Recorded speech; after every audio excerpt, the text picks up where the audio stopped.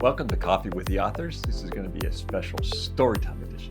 So, I actually have 3 stories about t-shirts, but I'm not going to tell them all right now. I'm just going to tell one of them because I don't want you to sit here for 20 minutes listening to me yak on about t-shirts.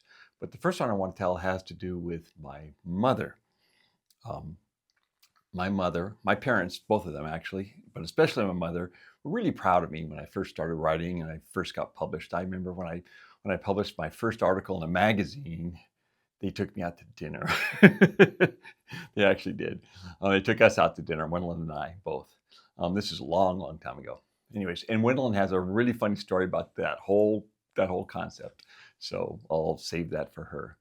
But anyways, and then I went on and wrote maybe 200 articles for magazines, and I wrote a couple of nonfiction books. We didn't go out to dinner for all of them, but for the first few we sure did.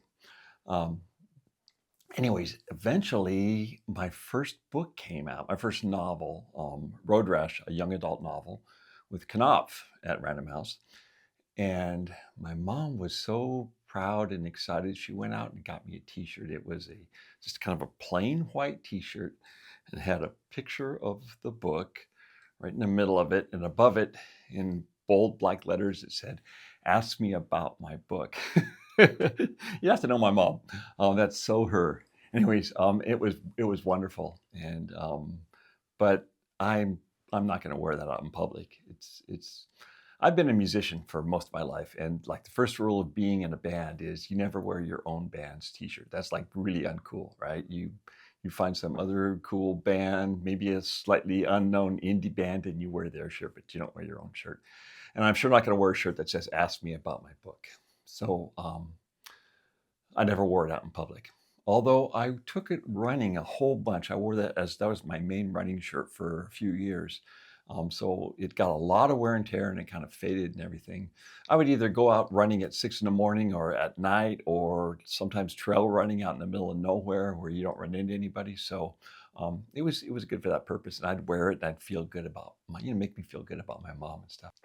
So that shirt ended up living in the top drawer of my dresser, and where my other running t-shirts were, and I'd see it all the time, or I see it whenever I open a drawer to pull out a pair of socks or another t-shirt or whatever. So I saw that shirt all the time. Asked me about my book. And in the interim, I had worked on another manuscript. But I knew that on the face of it, it wasn't ostensibly a real commercial book. In other words, it wasn't a high concept book. It wasn't about 4 kids who go out and save the world from an alien attack or anything like that. It was about 4 kids who just kind of try to get through the shit that life throws at us. So I knew it was going to take a while for it to find the right home, and it might be a little bit challenging. And early on, I got some feedback from editors that basically the feedback was, well, we really love this, but we don't know how well it will do in the competitive marketplace. It's kind of quiet. Or, boy, I love these characters, but the boy YA market is very competitive, and we don't know how it'll do, and blah blah blah. Okay, so I kind of expected that in a way because of the nature of the book. This was kind of the book of my heart. It wasn't like I said, it wasn't anything that was on the face of it highly commercial. And then one day it kind of hit me. I was looking at this shirt every day. It was folded up and I could see the top part of it, and it said, "Ask me about my book." And I'm kind of a big believer that we kind of program ourselves. I think the brain, my little theory is that the brain is a computer that programs itself. You don't have any choice in the matter. What you have a choice in is whether or not you are going to choose the programming or let the programming be chosen by default. Then I thought about that t-shirt and I realized, man, what am I programming myself to think about here? So I actually made a change to the lettering of the shirt. I made a change to the message that I saw every day when I opened my dresser, because it was asked me about my book, my one, my only, my singular book. So I changed the shirt. I did some editing on my shirt, some copy editing basically. So ask me about my books, plural. It may seem like a trivial thing, but I think how we think about ourselves and how we think about our work has an impact. And the impact might not be what you think. I don't think it has an impact on the universe. I'm not mystical or I don't believe in magic or anything, but I think it has an impact on ourselves and on the way we act. So the punchline is, about 2 weeks after I made that edit to my t-shirt, I got a book deal from an imprint at Random House. And I don't think me changing my shirt changed my life or got me a book deal or anything at all like that. I think, like I said, I think it changes the way we think about ourselves, and which changes the way we act when we're dealing with ourselves and our own work. Maybe if we have confidence in ourselves, we're more likely to want to take long shots or to take chances that maybe where the odds are not entirely in our favor. I guess the lesson here is you need to have faith in yourself and your work. I don't mean you need to have just crazy blind confidence that everything you do is wonderful, because it's not. Not everything we do is wonderful. Everything can stand improvement. You need to listen to feedback. You need to be able to take constructive commentary and make changes when other informed people give you valuable feedback. You need to take that and act on it. This is all about actions. You can have all the thoughts in the world in your head.